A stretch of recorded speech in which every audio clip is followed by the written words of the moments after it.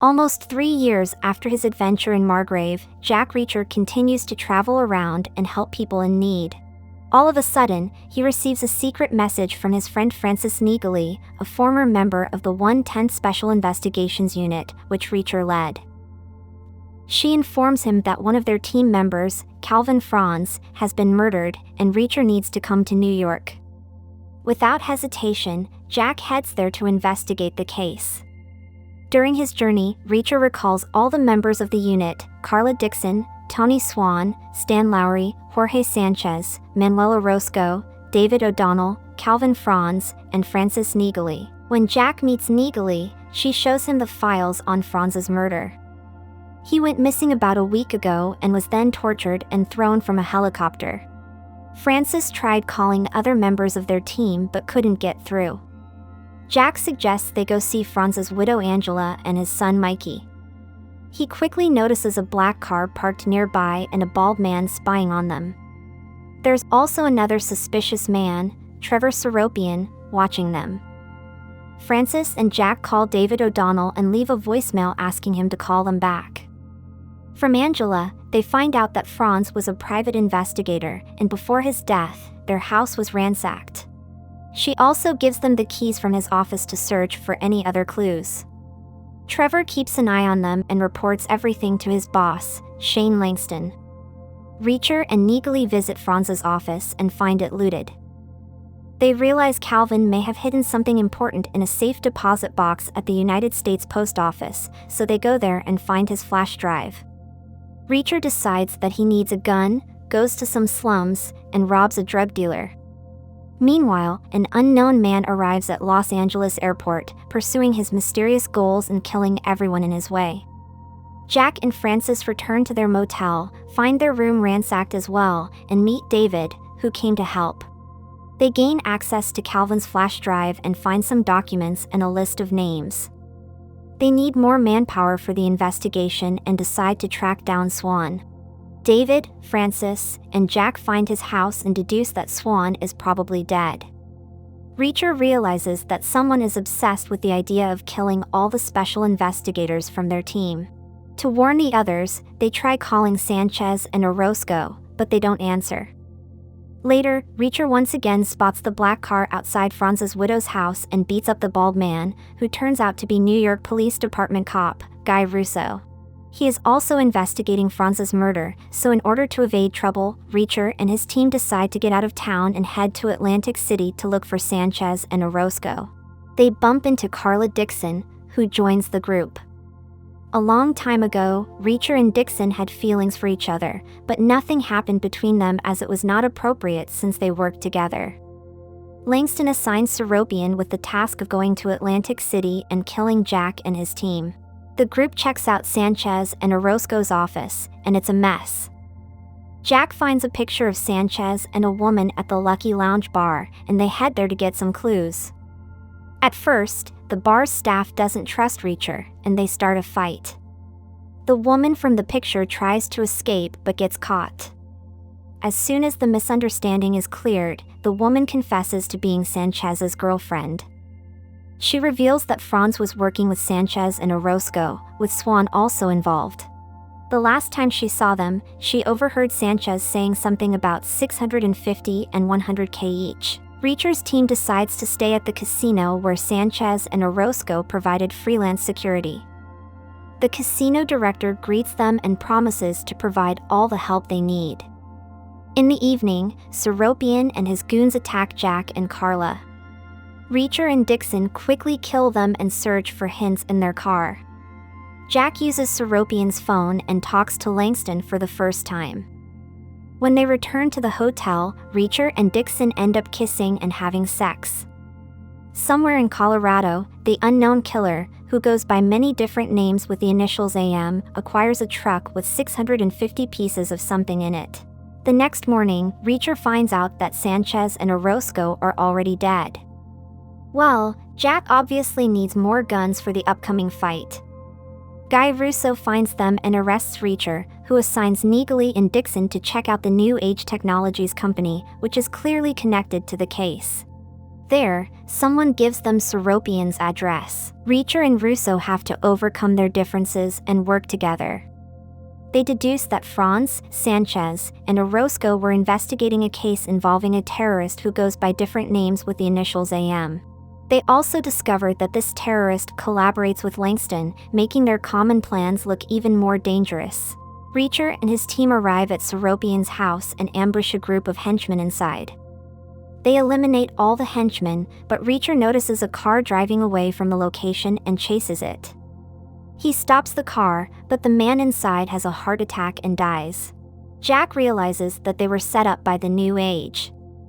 Reacher and his team infiltrate the company's office, where Jack grabs a framed picture of the New Age team, with Swan standing alongside Langston. They analyze all the information they have obtained and find a secret message history between Swan and a person named Marlo Burns. Reacher deciphers the emails and discovers a reference to a program called Little Wing, which New Age is working on for the Department of Defense. Reacher is unsure whether he can trust Swan's innocence or not. There is a senator named Malcolm Lavoie who wants to give the green light for Little Wing, and O'Donnell uses his unethical methods to obtain the name of Lavoie's legislative director, Daniel Boyd. Russo is in big trouble for allowing the 1/10th to commit the robbery. Neagley and Dixon visit Marlo Burns at her home but find nothing except a large pile of money. Reacher and his team travel to Boston, and Dixon charms and uses her charisma to trap Boyd for an interrogation. With the help of Jack's old friend Oscar Finley, Reacher successfully apprehends Daniel and obtains all the information he needs. Little Wing is a code name for anti-missile software that New Age Technologies modified to become a portable surface-to-air missile launcher. During the night, a biker gang attacks Reacher, but Jack and his friends quickly defeat them. Reacher uses one of the bikers' phones and tells Langston that he is coming for him. O'Donnell persuades his wife and kids to lay low for a while to keep them safe. Neagley and Dixon arrive at the New Age Denver office, but someone has already picked up all the bombs. Shortly after that, AM's henchmen take out a truck driver and steal the cargo. Francis and Carla reach them, but the henchmen open fire, forcing the girls to flee. AM calls Langston and instructs him to eliminate Reacher and his team before his arrival. Senator Lavoie arranges a meeting with Reacher. He promises to cooperate and provide Jack with anything he needs to prevent the terrorists from obtaining the bombs, because his name is associated with the deal and could cause legal consequences for him. Everyone attends Franz's funeral, where a pair of professional killers try to shoot Reacher and his friends. Neagley kills one of them, and Reacher and Russo begin a car chase to capture the second one. When they succeed, Jack threatens to kill the assassin unless he helps them. The hitman reveals that he was hired by someone named Swan. Reacher and Neagley send the killer to the abandoned building to collect his money for his work, but the building explodes. Now, everyone except Reacher is convinced that Swan is a traitor. Even Jack starts to lose his confidence. Russo confronts his boss, Officer Marsh, about the attack at the funeral and discovers that Marsh is working with Langston. Marsh offers Russo the chance to join, but Guy would never agree to become a dirty cop. Reacher and the others track down Marlo Burns and her little daughter. They interrogate her, and Marlo confesses that Langston forced her to obey his orders by threatening to hurt her child. Burns also protects Swan, claiming that he has always been against Langston's ideas. AM gets stopped by a patrol cop, who wants to check his license, kills her in cold blood, and continues on his way to Langston. Jack decides to use Burns as bait to meet Langston and tasks Russo with taking Marlo's daughter to a safe place. His plan goes awry when Langston finds out about the setup. While Reacher saves Marlo and kills Langston's goons one by one, Russo tries to survive in a tense car chase. Eventually, he tells the girl to run and sacrifices himself to distract the assassins. After Reacher's team arrives to help, Guy dies in Neagley's arms. Jack needs to provide Marlo and her daughter with a shelter where they'll have to hide while they are in danger, and Carla offers them to stay at her old friend's place. Reacher sends O'Donnell and Dixon to escort them and takes Neagley to pay a visit to Officer Marsh. Jack finds him packing his stuff. Marsh tries to take his gun and attack Reacher, but Jack is much quicker than him. He tortures the officer, but Marsh doesn't really know that much. At least, he tells Reacher about the person named Grant who might know something useful. Jack thought that Grant was dead, but he is actually in the hospital. When Marsh wants to attack Jack once again, Reacher kills him. Undercover, Jack and Francis infiltrate the hospital and find Grant. They threaten to kill him, and the guy quickly spills about Langston's upcoming meeting with AM. However, Reacher seeks revenge for Russo's death and kills Grant anyway. Before leaving the hospital, Jack and Francis notice a suspicious man dressed as a doctor. The man starts running away, and they follow him. When Neagley finds him, they fight. He almost kills Francis, but Jack appears and saves her life. Unintentionally, he murders the man and can't interrogate him, but they search his clothes and use his phone to call Langston, who reveals that he has kidnapped O'Donnell and Dixon. Reacher has to give himself in if he wants to rescue his friends. Langston doesn't know that Neagley is alive, which gives Reacher some time to come up with a new plan. He calls Senator Lavoie, reminds him about their agreement, and asks for help. Meanwhile, AM meets his henchmen and finally gets the truck with stolen bombs. He heads to meet Langston and complete the deal. While Carla and David are being tortured, Jack starts the rescue mission and gives himself up to Langston. Reacher is brought inside the building and finally meets Langston in person. Shane reveals that Swan is dead, but he is going to put all the blame for his crimes on him. He beats Reacher and demands that he tells him where Neagley is.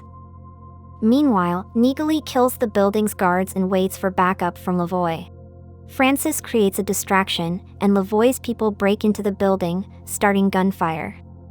Reacher frees himself and joins the fight.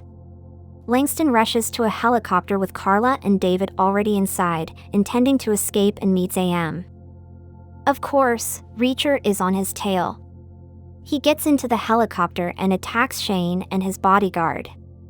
Dixon almost falls from the helicopter, but Jack saves her at the last moment. Now, even Langston realizes the hopelessness of his situation. Reacher keeps his promise and throws Langston from the helicopter. Together with his team, Jack sets a trap for AM, kills him, and takes away the rockets. However, Lavoie's people are ordered to kill Jack and his friends as unwanted witnesses of Lavoie's criminal involvement. But Reacher turns out to be smarter than they expected.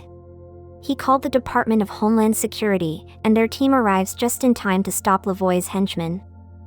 With the senator arrested, Jack, David, Carla, and Francis are free to go. And they get $65 million. Reacher decides to give the money to his friends, the relatives of Langston's victims, and charity. His mission is over, and Jack is ready to start a new journey. He makes love with Dixon for the last time, says goodbyes to Neagley, gets on the bus, and rides into the beautiful unknown.